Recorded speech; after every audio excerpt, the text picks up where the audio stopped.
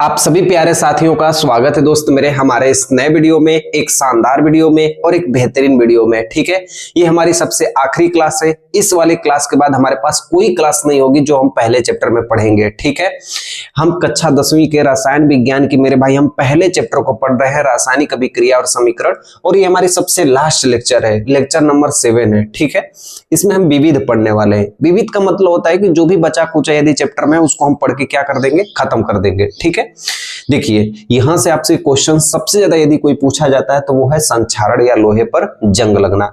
ये क्वेश्चन आपके एग्जाम में बार बार आपसे पूछा जाता है कि संक्षारण किसे कहते हैं, लोहे पर जंग लगने की प्रक्रिया कैसी प्रक्रिया होती है, क्या क्या विधियां होती है, किस तरीके से लोहे पर जंग लगता है। ये क्वेश्चन आपके एग्जाम में पूछा जाता है। ठीक है, आपके इसमें महत्वपूर्ण प्रश्न पूछे जाते हैं और आपसे ये पूछा जाता है कि विकृत गंध्यता क्या होती है, और महत्वपूर्ण प्रश्न इसके अलावा भी पूछा जाता है। ठीक है, तो इन्हीं सब टॉपिक्स को मेरे भाई हम लोग एकदम कवर करने वाले हैं। ये हमारा सबसे लास्ट वाली वीडियो है, इसमें हम जो भी बचा हुआ इस चैप्टर के सारे चीजों को खत्म कर देंगे। ठीक है, चलिए तो मेरे भाई एक ही बार हम वीडियो को स्टार्ट करते हैं। का मतलब होता है मेरे भाई जंग लगना। जंग लगने का मतलब है, कभी आप लोहा देखे हैं, देखिए लोहा कभी आप देखेंगे तो उसमें एक जंग लग जाती है, मतलब एक काले काले नमा का भूरा नाम का पदार्थ उसमें धीरे धीरे जमने लगता है। वो इतना खतरनाक होता है मेरे भाई कि धीरे धीरे पूरे लोहे में फैल जाता है और वो मेरे भाई पूरे लोहे को खा जाता है। खाने का मतलब है मेरे भाई कि उसकी आयु को घटा देता है, वो लोहे की आयु को घटा देता है, लोहे का भार बढ़ जाता है। ठीक है, लोहा पहले से बहुत कमजोर हो जाता है और वो जब आप उसको जंग लगा हुआ लोहे को यदि आप तोड़ोगे तो बहुत जल्दी टूट जाएगा। ठीक है, तो ये मेरे भाई जंग लगने की प्रक्रिया होती है। कभी आप देखोगे तो चांदी आप खरीद के लेके आओ और उसको 1 साल यूज करो, 2 साल यूज करो, चांदी भी मेरे भाई कुछ समय तक के बाद क्या होती है, काला हो जाती है। आप मेरे भाई तांबा को लेके आओ, तांबा भी कुछ समय के बाद देखिएगा वो कुछ समय के बाद हरी हो जाती है। ठीक है, हरा हो जाता है। तो ये सब प्रक्रिया मेरे भाई, ये जो जितना मैं आपको उदाहरण बता रहा हूँ ये सब क्या है, ये सब संक्षारण के उदाहरण है। ठीक है, तो चलिए हम एक एक करके पहले इसको सीख लेते हैं। ठीक है, चलिए देखिए संक्षारण किसे कहते हैं। संक्षारण को ही मेरे भाई इंग्लिश में हम लोग कोरिजन कहते हैं। ठीक है, आम भाषा में मेरे भाई इसको यदि हम अपने देहात के भाषा में कहें तो इसका मतलब होता है जंग लगना। ठीक है, जंग लगना, इसी को कहते हैं संक्षारण। ठीक है, अब इसकी 3 परिभाषा होती है, 3 उदाहरण होते हैं। आपके एग्जाम के लिए सबसे महत्वपूर्ण है मेरे भाई ये वाला पोर्शन, लोहे पर जंग लगने की कौन सी प्रक्रिया। ठीक है, इससे बहुत सारे क्वेश्चंस आपके एग्जाम में बनते हैं, तो हम सारे क्वेश्चंस को कवर करने वाले। ठीक है, पहले ये हम लिखेंगे मेरे भाई कि संक्षारण क्या होती है। देखिए संक्षारण एक ऐसी प्रक्रिया है जिसमें धातुएं, ये चीज मेरे भाई आप नोट करिएगा, जिसमें धातुएं, ठीक है, जिसमें धातुएं अपने आसपास के वातावरण के साथ, ये चीज मेरे भाई देखिए, अपने आसपास के वातावरण के साथ प्रतिक्रिया करके धीरे धीरे खराब हो जाती है। ये 3 पॉइंट मेरे भाई यदि आप याद रखोगे तो आपको संक्षारण का मतलब समझ में आ जाएगा। संक्षारण का मतलब होता है जंग लगना, यानी रस्ट लगना, यानी यह एक ऐसी प्रक्रिया है जिसमें धातुएं अपने आसपास के वातावरण के साथ अभिक्रिया करके, प्रतिक्रिया करके धीरे धीरे खराब हो जाती है, उसे हम संक्षारण कहते हैं। ठीक है, जैसे मेरे भाई आप देखोगे तो लोहे पर जंग लगना कौन सी प्रक्रिया है मेरे भाई, एक संक्षारण की प्रक्रिया है, यानी जंग लगने की एक प्रक्रिया है। चांदी का काला होना मेरे भाई कौन सी प्रक्रिया है मेरे भाई, संक्षारण की ही प्रक्रिया है, वो भी एक प्रकार का जंग ही लगता है। ठीक है, तांबे का हरा होना ये भी एक प्रकार की संक्षारण की ही प्रक्रिया है, ये भी एक प्रकार का क्या है मेरे भाई, जंग लगना है। ठीक है, तो हम तीनों के अभिक्रियाओं को मेरे भाई यहीं पे हम लिख लेते हैं। ठीक है, चलिए ध्यान से देखिए, इसको हम इरेज कर देते हैं और यहाँ पे हम अभिक्रियाओं को यहीं पे हम लिख लेते हैं। ठीक है, देखिए मान लीजिए मेरे भाई ये हमारे पास लोहा है, Fe को हम लोहा कहते हैं। ठीक है, इस लोहे के साथ यदि हम पानी मिला दे, पानी यानी नमी मिला दे, और इसके साथ मेरे भाई यदि हम वायुमंडल में ऑक्सीजन के साथ छोड़ दें, इस लोहे को मेरे भाई यदि हम नमी दे दें या पानी दे दें और इसे ऑक्सीजन के साथ हम छोड़ दें। ठीक है, अब ये मेरे भाई हमारे पास क्या बन के तैयार होता है, Fe2O3 बन के तैयार होता है, और यही मेरे भाई क्या कहलाता है, यही हमारा क्या होता है, जंग होता है। ठीक है, साथ में मेरे भाई H2O का भी निर्माण होता है। ठीक है, इस समीकरण को मेरे भाई यदि आप संतुलित करना चाहते हो तो यहाँ पे यदि 4 का गुणा कर दो और यहाँ पे 2 का गुणा कर दो, इधर के यौगिकों, इधर के परमाणुओं की संख्या इधर के परमाणुओं की संख्या बराबर हो जाएगी। ठीक है, देखिए आप कभी साइकिल चलाए हो तो बोलोगे हाँ भैया, जब नई नई साइकिल हम लोग खरीदते हैं तो रिंग मेरे भाई क्या होती है, नई नई होती है। तो नई नई होती है तो इसके बाद क्या करते हैं, उसमें धीरे धीरे जंग लगने लगती है और मेरे भाई वो क्या हो जाती है, धीरे धीरे खराब होने लगती है और कभी कभी साइकिल की जो रिंग होती है उसमें कहीं कहीं ऐसे छेद हो जाते हैं, ठीक है। यही कारण मेरे भाई पहले गाड़ियों में होता था, ठीक है। जो बाइक हम लोग चलाते थे पहले जो रिंग आती थी वो मेरे भाई कैसी आती थी, वो लोहे की आती थी, इसलिए उसमें जंग लग जाता था। और जो बाइक होती है मेरे भाई अक्सर करके कहीं कहीं पानियों में भी चलती है, ठीक है, तो वो खराब हो जाती थी। इस कारण मेरे भाई अब की जो आप बाइक देखेंगे उसमें फाइबर लगी होती है, स्ट्रॉन्ग फाइबर का उपयोग किया जाता है, ठीक है। देखिए तो ये मेरे भाई क्या है, जब हम लोहे को मेरे भाई नमी के साथ या ऑक्सीजन के साथ मेरे भाई यदि हम मिलाते हैं तो हमारे पास जंग का निर्माण होता है। ये बात आप लोग मेरे भाई ध्यान रखिएगा, ठीक है। आगे देखिए मेरे भाई चांदी कैसे काला होती है, ठीक है। जैसे देखो लिखिए, ये हमारे पास क्या हो गया मेरे भाई, एजी का मतलब चांदी हो गई, सिल्वर। इसके संग हम हाइड्रोजन सल्फाइड को मिला दें। हाइड्रोजन सल्फाइड कहां पाया जाता है, वायु में पाया जाता है, ठीक है। जब हम चांदी से मिला देंगे मेरे भाई तो हमारे पास प्राप्त होता है Ag2S, ठीक है। और ये कैसे कलर का होता है मेरे भाई, काले रंग का होता है, ठीक है। प्लस हमारा हाइड्रोजन क्या होता है, अलग हो जाता है। ये बात आप लोग मेरे भाई ध्यान रखना। तो जब मेरे भाई चांदी को वायु के साथ हम मिलाते हैं तो यहाँ हमारा चांदी कैसी हो जाती है, काली हो जाती है। हाइड्रोजन सल्फाइड से यदि हम मिलाते हैं तो इस समीकरण को संतुलित करने के लिए चांदी के आगे 2 का गुना कर दीजिए, इधर परमाणुओं की संख्या इधर परमाणुओं की संख्या बराबर हो जाएगी, ठीक है।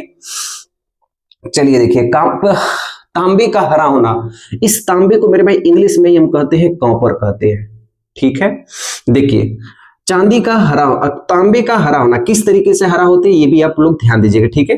जैसे देखिए कॉपर है, इसके साथ मेरे भाई ऑक्सीजन को मिला दीजिए, इसके संग मेरे भाई जल को मिला दीजिए, इसके संग मेरे भाई कार्बन डाइऑक्साइड को मिला दीजिए। ये तीनों की तीनों मेरे भाई वायु होती है, ये तीनों की तीनों मेरे भाई क्या होती है, वायु होती है, ठीक है। देखिए इन तीनों को मिलाने के बाद मेरे भाई हमारे पास क्या प्राप्त होता है, CuCO3। हमारे पास क्या प्राप्त होता है मेरे भाई, CuCO3। फिर हमारे पास प्राप्त होता है CuOH2, कॉपर हाइड्रोक्साइड। अब ये जो आपको यौगिक बन के दिखाई दे रहा है मेरे भाई ना, यही यौगिक मेरे भाई क्या होता है, यही यौगिक मेरे भाई किस कलर का होता है, हरे रंग का होता है, ठीक है। तो आपको 3 प्रक्रिया मेरे भाई आपको ध्यान रखनी है, आपको याद रखनी है कि लोहे पर जंग लगना मोस्ट इंपोर्टेंट मेरे भाई यही प्रक्रिया है, आपको याद रखनी है, ठीक है। बाकी आप इसको फैक्ट में भी याद रखोगे तो कोई दिक्कत नहीं है। तो मैंने आपसे क्या सीखा है मेरे भाई कि संक्षारण क्या होती है, संक्षारण एक प्रकार की जंग होती है। जंग का मतलब होता है मेरे भाई कि किसी भी चीज में धातु में, किसी भी धातु में यदि लग जाती है तो वो धातु के वातावरण के साथ प्रतिक्रिया करके धीरे धीरे खराब हो जाती है, उसी को मेरे भाई हम संक्षारण कहते हैं, कोरोजन कहते हैं, ठीक है। संक्षारण के उदाहरण में मेरे भाई लोहे पर जंग लगना, चांदी का काला होना, तांबे का हरा होना, तीनों की अभिक्रियाओं मेरे भाई हम क्या किए, लिख दिए हैं, ठीक है। आपसे एग्जाम वाला आपसे कुछ और पूछने की कोशिश करता है, आपसे पूछने की कोशिश करता है लोहे पर जंग लगना, ठीक है। इसके बारे में कई सारे क्वेश्चंस हमारे प्रीवियस ईयर के क्वेश्चंस में हर एक साल पूछे जाते हैं, ठीक है। हो सकता है आगे भी कई सारे क्वेश्चंस पूछ सकता है हमारा एग्जाम वाला, तो इसलिए हम लोहे पर जंग लगने के जितने भी क्वेश्चंस बन सकते हैं सभी क्वेश्चंस को हम लोग लिख लेते हैं, ठीक है। तो चलिए मेरे भाई हम लोग अब पहला हेडिंग लगाते हैं, लोहे पर जंग लगना, ठीक है। लिखिए लिखिए लोहे पर जंग लगना, लोहे पर जंग लगना, ठीक है। आपसे बार बार आपसे एग्जाम वाला ये पूछता है क्वेश्चन, ठीक है। जब तक ये क्वेश्चन एग्जामिनर नहीं पूछता तब तक एग्जामिनर का पेट नहीं भरता है, ठीक है। देखिए इसकी प्रक्रिया को हम लिख लेते हैं। ये हमारे पास क्या हो गया मेरे भाई, लोहा हो गया, ठीक है। इसको हम किस में मिला दिए, पानी में मिला दिए, ठीक है। साथ ही हम इस लोहा को क्या दे दिए, ऑक्सीजन दे दिए। अब ये लोहा लोहा नहीं रह जाएगा, अब ये लोहा क्या बन जाएगा, ये लोहा में क्या लग जाएगा, इस लोहा में अब जंग लग जाएगा, इस लोहा में अब क्या लग जाएगा, जंग लग जाएगा, ठीक है। तो इसको मेरे भाई हम क्या कहते हैं, जंग लगना, ठीक है। इसी को हम कहते हैं जंग, यानी इसको हम क्या कहते हैं मेरे भाई, रस्ट कहते हैं, ठीक है। ये रस्ट का निर्माण किस तरीके से हुआ है, तो इसको मेरे भाई हम कहते हैं लोहा, Fe को हम कहते हैं रसायन विज्ञान में लोहा। इस लोहा के संग हम क्या मिला दिए, नमी दे दिए, नमी यानी पानी दे दिए, ठीक है। और इस लोहा को हम क्या दे दिए, ऑक्सीजन दे दिए। ये 3 चीजें देने के बाद मेरे भाई हमेशा ध्यान देना तभी जंग लगती है। लोहा को नमी और ऑक्सीजन जब दोगे तब वो मेरे भाई क्या बन के तैयार हो जाती है, जंग लगना प्रारंभ हो जाता है उस लोहे में, ठीक है। एग्जाम में आपसे क्वेश्चन यहाँ पे कई तरीके से पूछा जा सकता है। आपसे पूछा जाता है कि लोहे में जंग लगना कौन सा परिवर्तन है। मेरे भाई लोहे में जंग लगना एक रासायनिक परिवर्तन है, ठीक है। रासायनिक परिवर्तन क्यों है, क्योंकि मेरे भाई जंग लगने के बाद वापस हम लोहा को नहीं प्राप्त कर सकते हैं, ठीक है। दूसरा क्वेश्चन आपसे पूछा जाता है कि लोहे में जंग लगने के बाद लोहे की आयु घटती है कि बढ़ती है। मेरे भाई लोहे में जंग लगने के बाद लोहे की आयु घट जाती है, मतलब जो लोहा 10 साल तक चलना चाहिए वो लोहा 5 साल तक चलेगा। ठीक है, लोहे में जंग लगने के बाद लोहे का भार बढ़ जाता है।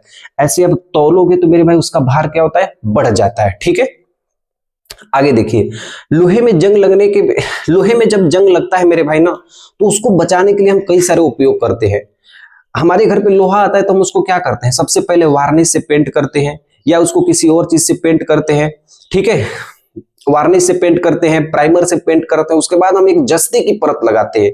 इस प्रक्रिया को मेरे भाई हम लोग जस्तीकरण कहते हैं या यशद लेपन कहते हैं। ठीक है, तो ये कुछ विशेष पॉइंट है जो हमारे एग्जाम में पूछे जाते हैं, इन सभी पॉइंट को हम लिख लेते हैं। ठीक है, देखिए लिखिए, लोहे में जंग लगना। ठीक है, यह एक रासायनिक परिवर्तन है। ठीक है, कौन सा परिवर्तन है मेरे भाई, रासायनिक परिवर्तन है। ठीक है, नेक्स्ट लिखिए, लोहे में जंग लगने से लोहे की आयु घट जाती है। लिखिए, लोहे में जंग लगने से लोहे की आयु घट जाती है। ठीक है, लोहे में जंग लगने से लोहे का भार बढ़ जाता है, तो ये भी पॉइंट आप लोग लिख लीजिए। ठीक है, लोहे में जंग लगने से लोहे का भार बढ़ जाता है। ठीक है, लोहे में जंग किस तरीके से लगता है मेरे भाई, ये भी बात आप लोग ध्यान देना। ठीक है, लोहा में जंग ऑक्सीजन और नमी की उपस्थिति में होता है। ऑक्सीजन व नमी के उपस्थिति में होता है। ठीक है, अगला पॉइंट लिखिए, इस जंग को बचाने के लिए लोहे को जंग से बचाने के लिए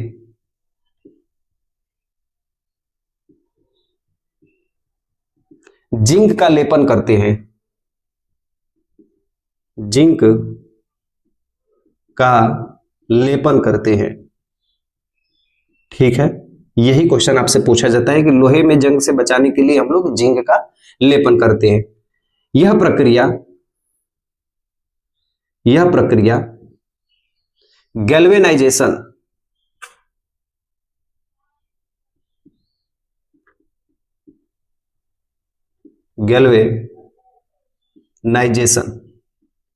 आपसे हिंदी में भी पूछ सकता है। ठीक है, या इसको यशद लेपन कहते हैं।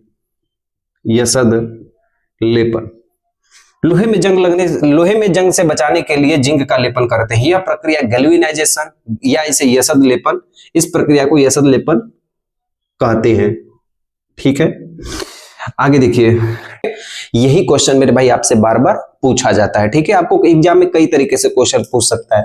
लोहे में जंग लगना कौन सा परिवर्तन है, रासायनिक परिवर्तन है। लोहे में जंग लगने से लोहे की आयु क्या होती है, घट जाती है। लोहे में जंग लगने से लोहे का भार बढ़ जाता है।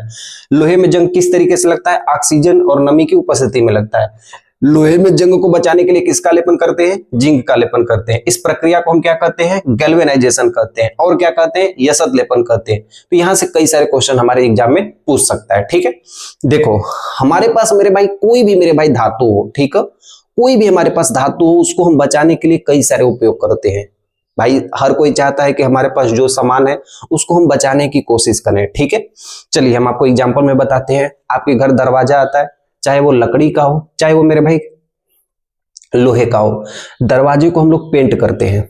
यस या नो, पेंट हम क्यों करते हैं, दरवाजे को हम पेंट इसलिए करते हैं ताकि दरवाजे में कीड़े मकोड़े न लगे। मेरे भाई दरवाजे में भी कीड़े मकोड़े लगते हैं जो दरवाजों को खा जाते हैं, वो खैरा रोग होता है। ठीक है, तो यही चीज मेरे भाई आप लोग ध्यान दीजिएगा। तो हम पेंट करते हैं, इसको कहते हैं वर्निश कहते हैं, ठीक है, इसको कहते हैं हम लोग ग्रीस कहते हैं, या इसको कहते हैं जिंक की परत चढ़ाते हैं। यही मेरे भाई गैल्वेनाइजेशन कहलाता है, ठीक है। आप कभी देखोगे रास्ते में कभी आप जाते हो तो कभी पेड़ पौधों के जो रास्ते के जो पेड़ होते हैं, जो बगल में जो पेड़ होते हैं, उसके ऊपर चूना मारा गया होता है।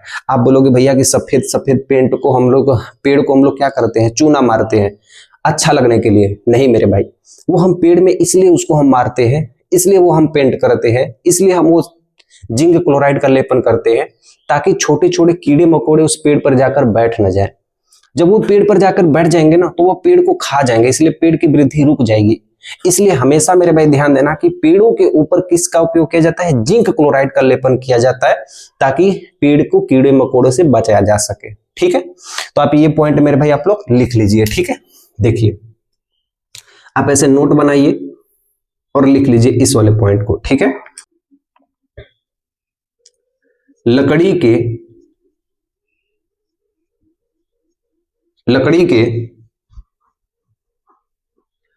को कीड़ों मकोड़ों से बचाने के लिए, लकड़ी को कीड़े मकोड़ों से बचाने के लिए लकड़ी पर, ठीक है, लकड़ी को कीड़ों मकोड़ों से बचाने के लिए लकड़ी पर जिंक क्लोराइड का लेपन करते हैं, जिंक क्लोराइड का लेपन करते हैं। अब आपको मेरे भाई आपको अच्छे तरीके से समझ में आ रहा है, ठीक है। देखो जंग को रोकने की विधि, ऐसे आप लिख लो, जंग को रोकने की विधि। कई तरीके से हम जंग को रोक सकते हैं। आप ये मत कहिएगा मेरे भाई कि जंग वो वाला हो गया जैसे किसी से लड़ाई हो रही है, वो वाला जंग नहीं मेरे भाई, हम रस्ट की बात कर रहे हैं। तो जंग को रोकने की कई सारी विधियां होती हैं, ठीक है। यहाँ पे आप लोग लिख लो मेरे भाई कौन कौन सी विधियां होती हैं। या तो मेरे भाई हम लोग पेंट करते हैं, या तो हम पेंट करते हैं, या तो हम उस पर वार्निश करते हैं, या इसी को हम कहते हैं प्राइमर, उस पर प्राइमर मारते हैं, ठीक है। या तो मेरे भाई उस पर हम ग्रीस लगाते हैं, उस पर एक परत बस हम चढ़ा दें, या तो मेरे भाई हम जिंक का एक परत चढ़ाते हैं, इसी को मेरे भाई हम क्या करते हैं, गैल्वेनाइजेशन कहते हैं, गैल्वेनाइजेशन कहते हैं। यस या नो, ठीक है। तो इतनी सारी चीजें मेरे भाई हम जंगों को रोकने की विधि में उपयोग करते हैं।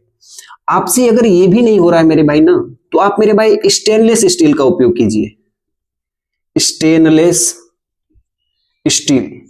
देखिए इसका नाम ही है मेरे भाई स्टेनलेस स्टील, इसका नाम ही रखा गया है स्टेनलेस स्टील। स्टीलों में भी सबसे सुंदर मेरे भाई कौन होता है, स्टेनलेस स्टील। स्टेनलेस स्टील बहुत महंगा होता है। स्टेनलेस स्टील मेरे भाई कभी भी उसमें जंग नहीं लगती। आपके घर में कुछ ऐसे बर्तन होंगे जो आप देखिएगा थोड़े मोटे होते हैं, थोड़े चमकीले होते हैं, स्टील के होते हैं। स्टील के बर्तन जो स्टेनलेस स्टील होते हैं उनमें जंग नहीं लगती है, ठीक है। किसी बर्तन में आप जाके देखिए, किसी बर्तन में जंग लगा हुआ होता है, किसी बर्तन में जंग नहीं लगा हुआ होता है, वह बर्तन कई दिनों का पुराना होता है फिर भी। क्यों? क्योंकि वो स्टेनलेस स्टील होता है, ठीक है, उसमें एक परत चढ़ाई गई होती है, इस कारण उसमें जंग नहीं लगता है। तो एक चीज लिखिएगा कि स्टेनलेस स्टील में जंग नहीं लगता है, ठीक है, जंग नहीं लगता है, ठीक है।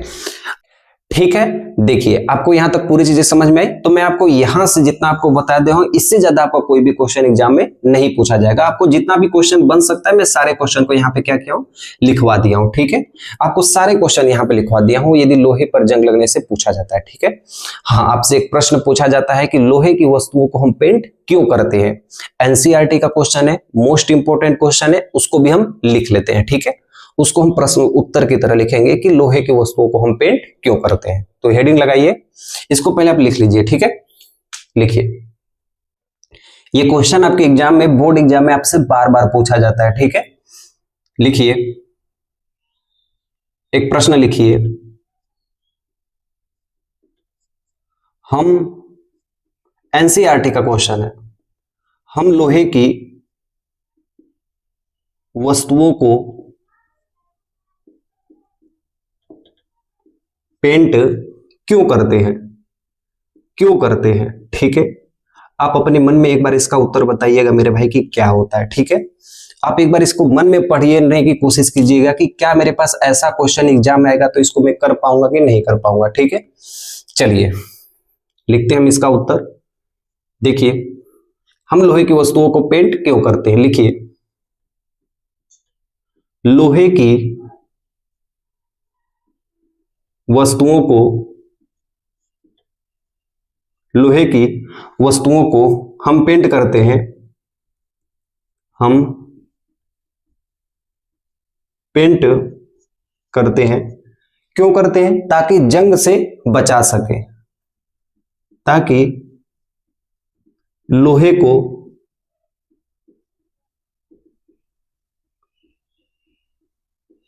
जंग लगने से बचाया जा सके, बचाया जा सके। ठीक है, अगर जंग लग जाएगा तो क्या होगा? जंग लगने के कारण लोहा धीरे धीरे खराब होने लगता है। जंग लगने के कारण लोहा धीरे धीरे खराब होने लगता है, धीरे धीरे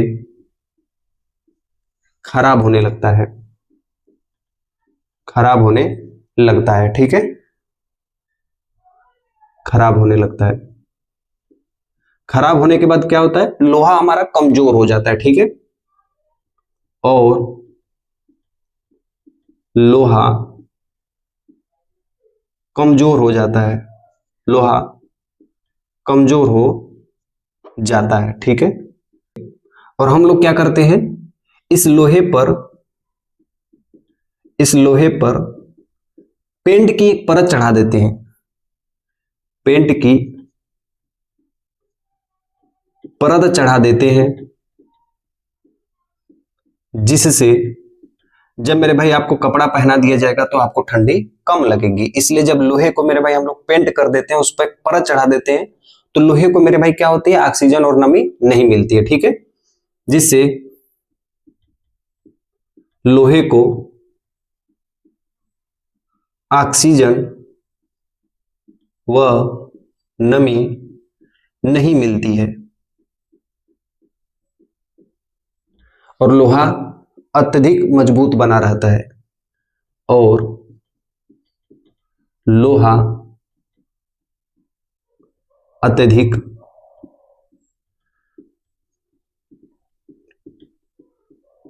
मजबूत बना रहता है। ठीक है ना? कितना आसान क्वेश्चन उत्तर इसका। लोहे की वस्तुओं को हम पेंट करते हैं ताकि लोहे को जंग लगने से बचाया जा सके। जंग लगने के कारण लोहा धीरे धीरे खराब होने लगता है और लोहा कमजोर हो जाता है। इस लोहे पर पेंट की परत चढ़ा देते हैं, जिससे लोहे को ऑक्सीजन व नमी नहीं मिलती है और लोहा अत्यधिक मजबूत बना रहता है। ये रहा मेरे भाई, हमने आपको क्या बताया? आपको मैंने बताया संक्षारण। मैंने आपको संक्षारण सिखाया, मैंने आपको सिखाया कि लोहे पर जंग लगने की क्या क्या क्वेश्चंस बन सकते हैं, और मेरे भाई मैंने आपको सिखाया कि जंग लगने को किस तरीके से रोका जा सकता है, और मैंने आपको अभी सिखाया है कि लोहे को आखिर हम पेंट क्यों करते हैं। ये भी क्वेश्चन आपके एग्जाम में पूछा गया है। ठीक है, आपसे पूछ सकता है, एनसीईआरटी का क्वेश्चन है। अब हम पढ़ने वाले हैं विकृत गंधिता। ठीक है, तो इसे नोट कर लीजिए, लगाइए हेडिंग विकृत गंधिता। लिखिए, विकृत गंधिता। ये संक्षारण और विकृत गंधिता मेरे भाई आपके एग्जाम में बहुत बार आपसे पूछा गया। ठीक है, रेंसिडिटी मोस्ट इंपोर्टेंट, विकृत गंधिता। ठीक है, देखिए, जब कोई खाना कई दिन तक पुराना हो जाता है तो उसे सड़ी गली गंध आने लगती है। यही मेरे भाई प्रक्रिया क्या कहलाती है? विकृत गंधिता कहलाती है। ठीक है, यह एक संकेत होता है कि पदार्थ का रासायनिक परिवर्तन हो चुका है, यानी पदार्थ में मेरे भाई जीवाणु और फफूंद ने अपना जगह बना लिया है। आप कभी मरे हुए इंसान को देखे हो, मरे हुए जानवर को देखे हो, डांगर जिसे कहते हैं, कितनी खतरनाक बदबू आती है। आप उसके पास कभी जाके देखे हैं? छोटे छोटे मेरे भाई जीवाणु होते हैं, छोटे छोटे फफूंद होते हैं, वो मेरे भाई कीड़े मकोड़े जैसे होते हैं, वो कितना खराब महकते हैं। आप कभी कचरे के पास गए हैं? कचरा आप देखोगे तो कचरा मेरे भाई आप देखोगे तो उसको सुगंध को आप सूंघिएगा, कितना खराब महकता है।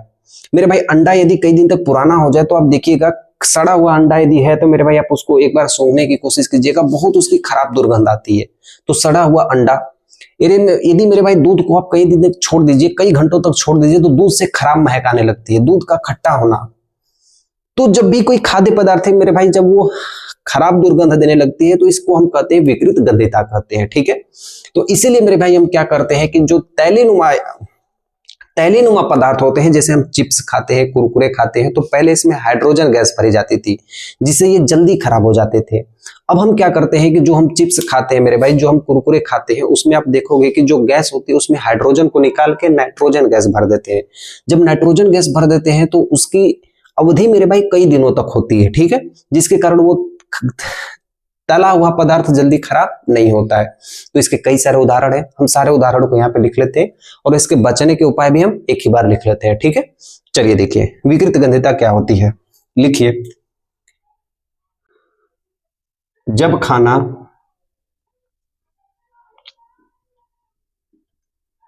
कई दिन तक, ठीक है, जब खाना कई दिन तक पुराना हो जाता है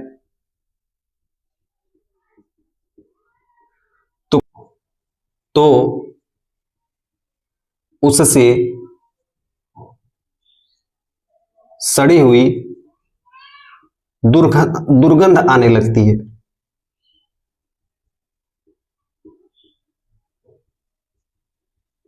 यही जो दुर्गंध होती है इसको हम विकृत गंधिता कहते हैं। यही विकृत गंधिता, साइंस में इसको विकृत गंधिता कहलाती है। यह एक प्रकार का संकेत होता है मेरे भाई कि यहाँ पे रासायनिक परिवर्तन हो चुका है, जीवाणुओं ने जन्म ले लिया है, फफूंद उसमें से निकल गए हैं, कीड़े मकोड़े निकल गए खाने में। अब वो मेरे भाई खाने युक्त पदार्थ नहीं है, अब वो सबसे खराब पदार्थ हो गए, ठीक है। तो लिखिए, यह एक संकेत होता है, यह एक संकेत होता है कि रासायनिक परिवर्तन हो चुकी है, पदार्थों की रासायनिक परिवर्तन हो चुकी है, पदार्थों की रासायनिक परिवर्तन हो चुकी है, जीवाणुओं ने और फफूंद ने जन्म ले लिया है। जीवाणुओं, ठीक है, बैक्टीरिया और फफूंद ने जन्म ले लिया है। फफूंद ने जन्म ले लिया है, ठीक है, कीड़े मकोड़े जो छोटे छोटे रेंगते हैं जन्म ले लिया है, ठीक है। इसका एग्जाम्पल लिखिए, पहला लिखिए, खाद्य पदार्थों का सड़ना, खाद्य पदार्थों का सड़ना, ठीक है। देखिए, वसा युक्त और तैलीनुमा जितने भी पदार्थ होते हैं, यदि उसको हम लंबे समय तक खुले में रख देते हैं तो वो क्या होते हैं, सड़ जाते हैं, ठीक है। तो खाद्य पदार्थों का सड़ना, जो खाने वाले पदार्थ होते हैं, वसा युक्त मतलब जिसमें फैट हो, और तैलीनुमा मतलब तेल में तला हुआ, ठीक है। वसा युक्त और तैलीनुमा पदार्थ जैसे चिप्स उप्स हो गए, कोई भी हम आलू का चिप्स हम छानते हैं घर पे भी, कोई भी यदि चीज हम छानते हैं, पूरी पकौड़ी जो भी है, इसको यदि हम खुले में छोड़ दें तो मेरे भाई जब तक ये गर्म होती है एक निश्चित समय तक ही ये अच्छी होती है, उसके बाद ये इसमें दुर्गंध आने लगती है। तो वसायुक्त और तैलीनुमा पदार्थ को ज्यादा समय तक खुले में छोड़ने के बाद, ठीक है, कोई भी टिफिन विफिन आप ले जाते हो कहीं भी स्कूल में, आप देखते हो कि टिफिन जब घर पे लेके उसको जब आप एक बार खोलते हो तो उससे बहुत ही खराब दुर्गंध आती है, यस या नो। तो वही तो है मेरे भाई, खाद्य पदार्थों का वो धीरे धीरे सड़ने लगता है। ज्यादा समय तक खुले में रखने के बाद दुर्गंध आने लगती है, दुर्गंध, सुगंध नहीं, दुर्गंध आने लगती है, आने लगती है। कई सारे इसके एग्जाम्पल होते हैं मेरे भाई, हम एग्जाम्पल को ही लिख देते हैं। जैसे देखिए, दूध का सड़ना, दूध को मेरे भाई यदि आप खुले में छोड़ दो, कई घंटों तक छोड़ दो, दूध सड़ जाएगा और उससे खराब दुर्गंध आने लगती है, ठीक है मेरे भाई। आप लिखना, अंडे का सड़ना, कोई अंडा यदि सड़ गया है तो आप देखिए उसको स्मेल कीजिएगा, बहुत खराब दुर्गंध आती है। ठीक है, आपने देखा होगा मेरे भाई कि अंडे का सड़ना हो गया, कूड़े कचरे से मेरे भाई आपको खराब दुर्गंध निकलती है। ठीक है, कूड़े कूड़े कचरे की दुर्गंध। ठीक है, आपने ये देखा होगा मेरे भाई कि कोई भी जानवर मार के कहीं भी हम फेंक देते हैं तो उसके जो दुर्गंध होते हैं वो कितने खराब होते हैं। तो मृत जानवरों के ठीक है, मृत जानवरों का शव मतलब मरा हुआ, जानवरों का शव लिख दो यहाँ पे। ठीक है, इनको भी स्मेल करोगे मेरे भाई तो भी आपको खराब दुर्गंध प्राप्त होती है। ठीक है, अब लिखना विकृत गंधिता को बचाने के उपाय। ठीक है, लिखिए क्या क्या उपाय होते हैं। ठीक है, खाद्य पदार्थों को हवा युक्त डब्बे में रख दो। खाद्य पदार्थों को मेरे भाई जब हम रोटी बनाते हैं, चावल बनाते हैं, सब्जी बनते हैं तो उसको हम ढक के रखते हैं क्योंकि हमें हवा उसमें प्रवेश नहीं करने देना होता है। ठीक है, जब उसको हम ढक के रख देते हैं तो वो पदार्थ ज्यादा दिन तक रहता है। तो खाद्य पदार्थों को ठीक है हवा युक्त डब्बे में रखना, हवा युक्त डब्बे में रखना। ठीक है, आपने देखा होगा मेरे भाई कि दूध हो चाहे दही हो चाहे कोई सब्जी हो, चाहे वो हरी सब्जियां ही क्यों ना हो, उसको हम फ्रिज में रखते हैं। फ्रिज में रखने के कारण उसका तापमान कम हो जाता है, तापमान कम हो जाता है तो वो पदार्थ में दुर्गंध नहीं आती है, अभिक्रिया ही नहीं होती है तो दुर्गंध नहीं आती है। तो लिखना मेरे भाई फ्रिज में रखना, तापमान कम करना भी कह सकते हैं या इसको कह सकते हैं आम भाषा में समझिए इसको, फ्रिज में रखना। इसका मतलब है दूध, दही, सब्जी, अन्य जितने भी पदार्थ होते हैं मेरे भाई, खाद्य युक्त पदार्थ होते हैं, उसको हम फ्रिज में भी रख के मेरे भाई उसको हम वसायुक्त बना देते हैं। ठीक है, नेक्स्ट देखिए चिप्स या कुरकुरे में, चिप्स और कुरकुरे में मेरे भाई यदि हाइड्रोजन गैस रहेगी ना तो चिप्स और कुरकुरे मतलब कहते हैं ना कि ये अच्छा नहीं है। आप कभी देखे हो मेरे भाई कि कभी अगर चिप्स में थोड़ा सा छेद हो जाता है तो उस चिप्स का जो कड़कड़ाहट होती है वो कहते हैं ना कि ये बसिया गया, ऐसे आपने नाम सुना होगा। ठीक है, तो ये क्यों कहा जाता है? क्योंकि उसमें कहीं ना कहीं हवा घुस जाती है, नाइट्रोजन पूरा बाहर निकल जाता है, उसमें ऑक्सीजन प्रवेश कर जाती है और हाइड्रोजन के संग मेरे भाई वो पूरा चिप्स क्या होता है, खराब हो जाता है। तो चिप्स कुरकुरे में हाइड्रोजन H2 को निकालकर नाइट्रोजन गैस भरना। तो आपसे क्वेश्चन पूछा जाएगा कि चिप्स में कौन सी गैस भरी जाती है, नाइट्रोजन गैस भरी जाती है। ठीक है, लिखना पके भोजन को सूर्य की रोशनी में रखना। ठीक है, कोई भी पका हुआ भोजन है उसको सूर्य की रोशनी में रख दो, कोई प्रभाव नहीं पड़ेगा। चावल आपने बनाया हुआ है, चावल को यदि आप मेरे भाई पका हुआ भोजन है उसको आप रोशनी में रख दो, कोई परिवर्तन नहीं होगा। ठीक है, चलिए आप यहां पे लिख देना खाद्य पदार्थों का संरक्षण, प्राकृतिक संरक्षण का उपयोग। ठीक है, प्राकृतिक संरक्षक का उपयोग। ठीक है, तो ये इतने इंपॉर्टेंट पॉइंट है मेरे भाई, आपसे कहीं भी क्वेश्चन पूछा जा सकता है। विकृत गंधिता अगर नाम का कोई चीज आया तो आप यहां से पूरी चीज को मेरे भाई छाप दीजिएगा, जितना नंबर आपका पूछेगा उतना ही नंबर के अनुसार आप इसको लिखिएगा। डिटेल में लिखवाया हूं, विस्तृत करके लिखवाया हूं, एक एक चीज जानकारी आपको लिखवाया हूं मेरे भाई। यहां से कोई भी ऐसा क्वेश्चन नहीं होगा जो आपसे नहीं पूछा जा सकता है। कई तरीके से क्वेश्चन आपसे विकृत गंधिता की परिभाषा पूछ सकती है, कौन सा परिवर्तन आप ये बता सकते हो, क्या क्या निर्माण होते हैं, जीवाणु और फफूंद निर्माण होते हैं ये आप बता सकते हो, एग्जाम्पल आप बता सकते हो मेरे भाई अच्छे तरीके से आप लिख के। ठीक है, आप इसको बचाने के उपाय आप लिख सकते हो अपने अनुसार मेरे भाई, आप इसे लिख सकते हो। मैंने आपको एक चीज ऐसा बताया जिससे आप मेरे भाई अच्छे तरीके से आप समझ सकते हो। ठीक है, आपको ये कैसी क्लास लगी मुझे जरूर बताना। ठीक है, आज ये मेरा पूरा चैप्टर क्या हो गया, खत्म हो गया। ठीक है, द एंड हो गया यहाँ पे हमारा चैप्टर। ठीक है, हमने टोटल कितने लेक्चर को पढ़े मेरे भाई? 7 लेक्चर को पढ़े हैं। 7 वीडियो में मेरे भाई हमने खत्म कर दिया, यानी टोटल मेरे भाई हमें पढ़ाने में टोटल 6 घंटे का समय लगा और हम पूरे चैप्टर को खत्म कर दिए। तो मेरे भाई इस तरीके से हम अम्ल, क्षार और लवण वाले चैप्टर को पढ़ने वाले हैं। सॉरी। अब मेरे भाई हम नेक्स्ट चैप्टर की ओर बढ़ेंगे, अम्ल, क्षार और लवण वाले चैप्टर में, और उसकी भी क्लासेस को मेरे भाई हम धीरे धीरे करके खत्म कर देंगे। ठीक है, 4 या 5 महीने का समय लगेगा, हम सारा चीज खत्म कर देंगे। मैं वही टॉपिक आपको पढ़ाऊंगा जो एग्जाम में आपसे बार बार पूछे जाते हैं। ठीक है, मिलता हूं नेक्स्ट वीडियो में, तब तक के लिए मेरी तरफ से सेवा समाप्त। जय हिंद।